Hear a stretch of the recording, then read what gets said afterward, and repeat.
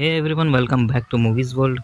तो डिज्नी और फॉक्स के डील के बाद मार्वल स्टूडियोज़ की पहली प्रॉपर ओरिजिन मूवी फॉक्स की यानी कि the fantastic four first step का टीज़र रिलीज़ हो चुका है कल शाम 6:40 को, जहां हमें दिखाया गया है फैंटास्टिक फोर की फैमिली जो कि अब नए फेज़ यानी कि नए फेज़ 5 की शुरुआत करेंगी।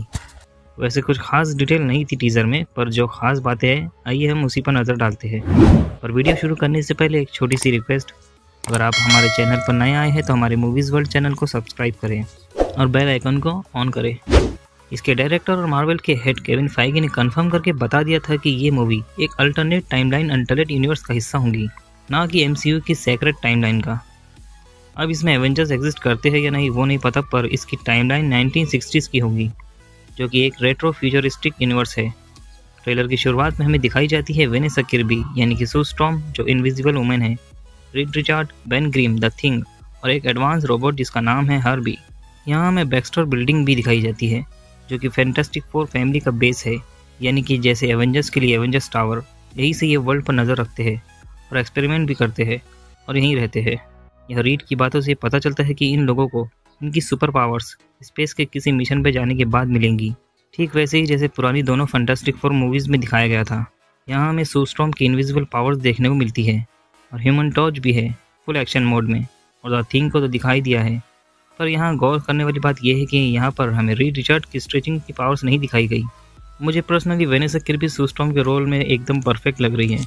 जैसे क्वीन का जॉनी स्टॉर्म ह्यूमन टॉर्च भी बढ़िया लग रहा है और बेन ग्रिम यानी द थिंग भी ठीक ठाक लग रहा है, पर सीजीआई थोड़ा सा फिलहाल उसका कच्चा लग रहा है देखने में। इस फिल्म को वैसे 5 महीने बाकी है, तो हो सकता है कि इसमें कोई डेवलपमेंट और इन्वायरमेंट किया जाए, पर मुझे यहाँ पेड्रो पास्कल का रीड रिचर्ड यार बिल्कुल भी सही नहीं लग रहा। पता नहीं क्यों, पर अब तक फिट नहीं बैठ रहा है ये बंदा मिस्टर फैंटास्टिक के कैरेक्टर में। अब जानता हूँ आप शायद इस बात से एग्री नहीं करेंगे, पर ये मेरी राय है, आपको शायद सही लगे या ना लगे। टीज़र के एक शॉट में हमें रीड एक ब्लैक बोर्ड पर किसी थ्योरी पर काम करता दिखाई दे रहा है।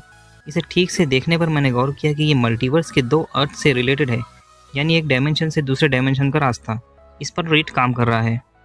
ये मूवी मल्टीवर्स होने वाली है या नहीं ये तो कंफर्म नहीं है, पर मल्टीवर्स सागा के इस फेज़ में इसमें भी हमें मल्टीवर्स का मेजर रिवील देखने को मिल सकता है। यहाँ शायद रीड किसी इन्वेंशन पर काम कर रहा हो, किसी डिवाइस पर जो मल्टीवर्स में सफ़र करे, और क्या पता होना हो यही वो चीज़ निकल जाए जिसकी डॉक्टर डूम को ज़रूरत हो, ऐसा भी हो सकता है। फिर हम देखते हैं फाइनली पहली बार लाइव एक्शन में मार्वल कॉमिक के सबसे बड़े विलन्स में से एक गैलेक्टस को, जहाँ हमें फ़िलहाल उसका बैक शॉट ही दिखाया गया है। इस मूवी में उसी पर मेन विलन के तौर पे फोकस किया जा रहा है, पर उसका मकसद क्या होगा अभी पता नहीं। वो इस यूनिवर्स को डिस्ट्रॉय करने आया है या किसी और मकसद से, वो फ़िलहाल पता नहीं।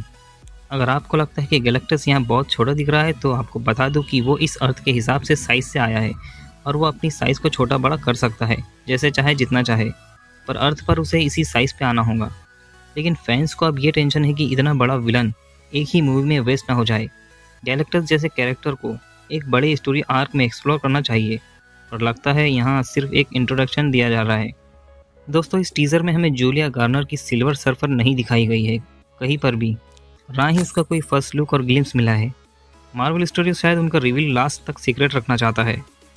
मार्वल ने सिल्वर सर्फर के कैरेक्टर का जेंडर ही बदल दिया है, उसे फीमेल में स्वैप करके, जिससे फैंस काफ़ी नाराज़ भी नज़र आए थे कि मार्वल अभी भी एमसीयू वाला फार्मूला क्यों लेके बैठा है।